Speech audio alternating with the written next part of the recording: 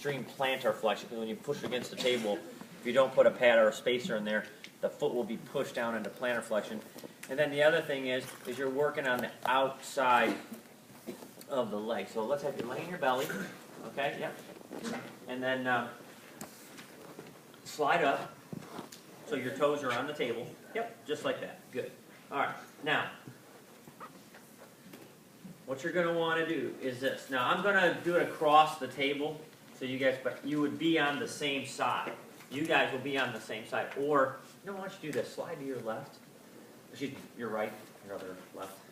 Take your right leg off the table. Yep, and then just so that they can see your foot. Okay, good. Now, slide up a little bit more. Now, again, this is not the position you put your patient in. Okay? I'm just doing this so you can see it. And I'd be standing on the lateral side, which I am, okay? But then the patient would be very close to me, right on the side. So basically what I'm doing is taking one hand, coming up underneath here, and I'm trying to, if I can, grab on to not only the tibia, but the talus, just kind of getting in here and pinching this stuff right there, okay? Laying that down, making sure that that foot doesn't get into extreme plantar flexion, okay? Then, if you wear a watch, you might want to take your watch off because you can kind of scrape the person a little bit. But getting in here like this, taking your hand, like the heel of your hand, lay your whole arm on their calf, and then hook around the calcaneus, just like this. So everything's stable, and then you're going to go that way, okay? You're going to push that way. Now, do you remember from the picture where the treatment planes were? This is why we're going down, because it's doing what to the talus and the calcaneus? Distracting it, okay? This is a traction. It's real easy to do. It's not hard. It's got great hand holds. You just basically get hooked up like this and push straight that way. Now again, it's much more efficient and effective. Now go ahead on the table, all the way over towards me.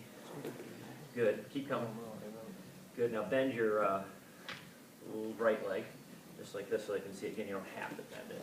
So it's just like this, and just traction. Okay? Table could be up further.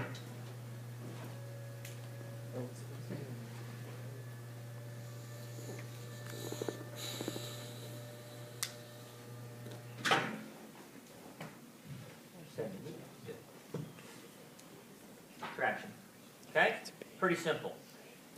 The glide on the next page on 251 is same, almost identical position of the patient, hand position, everything, but instead of doing this, I just stand up. Because now, remember remember the treatment planes all run this way, so the first one was a traction, now this one is a glide, and it's simply pushing straight down.